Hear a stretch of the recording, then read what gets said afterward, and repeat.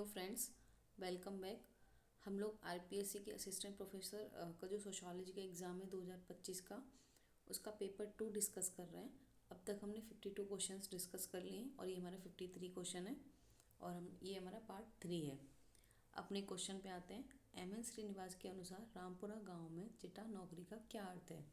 इसका अर्थ होता है परमानेंट नौकरी, मतलब स्थायी नौकरी। नेक्स्ट है, गांव को भारतीय समाज और सभ्यता का लघु रूप किसने माना है? एम.एन. श्रीनिवास ने। इनका कीवर्ड याद रख लेंगे, microcosm of Indian society and civilisation. Village को किसने कंसिडर किया है? एम.एन. श्रीनिवास ने। निम्नलिखित में से किस पुस्तक में एम.एन. श्रीनिवास ने रामपुरा गांव में हुए सामाजिक और आर्थिक परिवर्तनों पर चर्चा की है? तो जो रिमेम्बर्ड विलेज है उसमें उन्होंने सोशियो और इकोनॉमिक जो चेंजेस हुए थे रामपुरा गांव में उसको मेंशन किया था। यह वक्तव्य है कि 1000 के निदर्श के परीक्षण का कोई अर्थ नहीं है यदि 100 का निदर्श आवश्यक सटीकता प्रदान करता हो। निदर्शन के किस प्रकार का आधार है? इसका आंसर हो जाएगा सिक्वेंशियल सैम्पलिंग।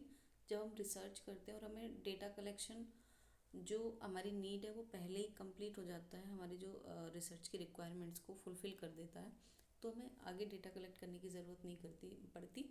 इसी को सिक्वेंशियल सैम्पलिंग कहा जाता है। नेक्स्ट है, भारत में जाति और व्यवसाय का व्यापक अध्ययन किसके द्वारा किया गया है? जी.एस. गुरिये के द्वारा। नेक्स्ट है, किसने कहा है कि गांव केवल वह स्थान नहीं था जहां लोग रहते थे, इसका एक ऐसा स्वरूप था जिसमें भारतीय परंपरा के मूल्यों का प्रतिबिंब होता था। इसका राइट आंसर हो जाएगा बी.आर. चौहान। आंद्रे बेते ने विवेचना करते हुए डेनियल थॉर्नर द्वारा कृषि जनसंख्या के 3 स्तरीय वर्गीकरण की चर्चा की है। निम्नलिखित में से कौन थॉर्नर के द्वारा बताए 3 स्तरीय वर्गीकरण का भाग नहीं है? तो थॉर्नर बात करते हैं मालिक, किसान और मजदूर, लेकिन वो बटाईदार की कोई बात नहीं करते। नेक्स्ट है, किसने कहा है कि सामाजिक लोकतंत्र जीवन का एक तरीका है जो स्वतंत्रता और बंधुत्व को जीवन के सिद्धांत के रूप में मान्यता देता है? बी.आर. अम्बेडकर। इन्होंने equality, liberty and fraternity 3 principles बताए थे और ये लिबर्टी फ्रेटर्निटी यहाँ पे दिए हुए हैं। नेक्स्ट है, अ फ्रेगमेंटेड फेमिनिज्म पुस्तक के लेखक कौन है? मीरा कोसाम्बे। नेक्स्ट है, एस.सी. दुबे ने भारतीय गांव जनजातियों समाज का अध्ययन करने के लिए किस उपागम का उपयोग किया था? संरचनात्मक प्रकारवादी, स्ट्रक्चर फंक्शनलिस्ट का। यह किनका मत है कि भारतीय ग्रामीण समुदायों के हमारे अध्ययन में यह उपयोगी हो सकता है कि संदर्भित क्लासिकल एवं स्थानीय परंपराओं के साथ साथ क्षेत्रीय, पश्चिमी और उभरती राष्ट्रीय परंपराओं को भी विचारा जाए? इसका आंसर हो जाएगा एस.सी. दुबे।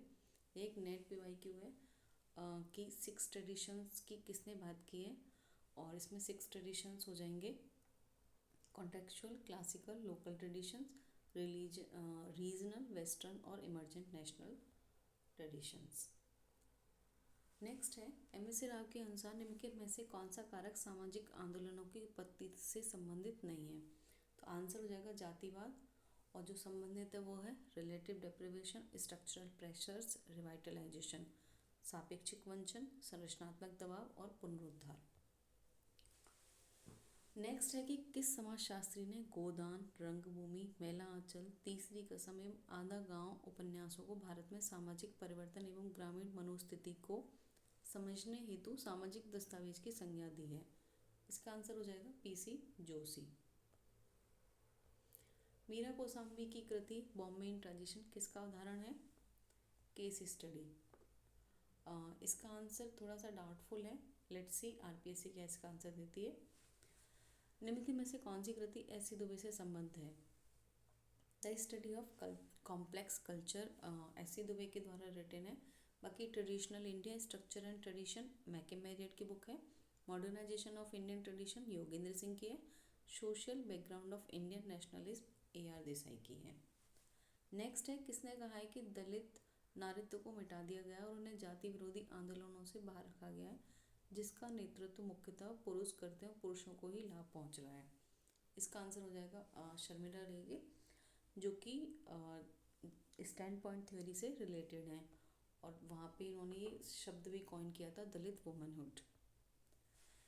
नेक्स्ट है, किसके अनुसार 1951 की जनगणना रिपोर्ट के प्रकाशन के बाद समाज वैज्ञानिकों ने शहरी अध्ययन में वास्तविक रुचि दिखाई, जिसमें भारत में शहरी जनसंख्या की वृद्धि स्पष्ट रूप से सामने आई। इसका राइट आंसर हो जाएगा विक्टर डिसूजा, जिन्होंने चंडीगढ़ में फील्ड स्टडी की थी।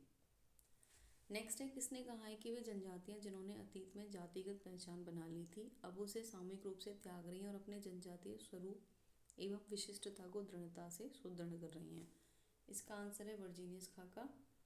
अगर कोई चेंजेस होते हैं तो मैं आपको कमेंट सेक्शन में बता दूंगी। भारत में सबाल्टर्न अध्ययन के संस्थापक कौन है? रणजीत गुहा, क्योंकि जो एंटोनियो ग्राम्सी इटालियन थिंकर थे जिनसे रणजीत गुहा इंस्पायर हुए। हमारे यहाँ इंडिया के पर्सपेक्टिव में पूछा है क्वेश्चन। नेक्स्ट है, किसने कहा है कि किसान अपने इतिहास का निर्माता स्वयं होता है? इसका आंसर हो जाएगा रणजीत गुहा, जो सबाल्टर्न पर्सपेक्टिव से बोलते हैं। मीरा कोसाम्बी एवं जेई बुर्श के अनुसार 3 इंडो ब्रिटिश बंदरगाहों, नगरों, पोर्ट सिटीज कलकत्ता, बम्बई, मद्रास में क्या सामान्य पैटर्न पाया गया? The formation of European garden suburbs, यूरोपीय गार्डन उपनगरों का निर्माण। नेक्स्ट है, वर्जीनियस खाका के अनुसार किनकी शासन अवधि में विभेदों को दर्शाने वाली तत्कालीन विद्यमान श्रेणियों जैसे धर्म, क्षेत्र, भाषा, जाति के साथ एक नवीन श्रेणी जनजाति को जोड़ा गया था? वो किस काल में जोड़ा गया था? तो इसका आंसर हो जाएगा ब्रिटिश रूल 1935 में। नेक्स्ट है, अपनी पुस्तक ब्लैक फेमिनिस्ट थॉट में किसने आउटसाइडर विद इन शब्द प्रस्तुत किया? नन अदर देन पैट्रिशिया हिल कॉलिंस। आप जो भी नए क्वेश्चन हैं उनको नोट डाउन कर लें ताकि जो अगला एग्ज़ाम होगा आप उसमें अच्छे से परफॉर्म कर पाएँ। एन की बोस ने अपनी पुस्तक the structure of Hindu society में किस परिप्रेक्ष्य का उपागम किया है? सभ्यतामूलक परिप्रेक्ष्य, सिविलाइजेशन पर्सपेक्ट। किसने उल्लेख किया है कि जनजातीय लोगों के उत्थान के लिए उठाए गए विभिन्न उपायों को आमतौर पर 3 श्रेणियों में विभाजित किया जाता है? सुरक्षात्मक, गत्यात्मक एवं विकासात्मक। इसका आंसर मेरी तरफ से वर्जीनियस खाका ही है। बाकी आरपीएससी, क्योंकि मैंने काफ़ी ढूंढा, मुझे ये आंसर नहीं मिला। ठीक है, बाकी की जो रिमेनिंग क्वेश्चंस हैं उसको भी मैं छोटे छोटे पार्ट्स में बनाऊंगी और जल्दी मिलते हैं। Thank you.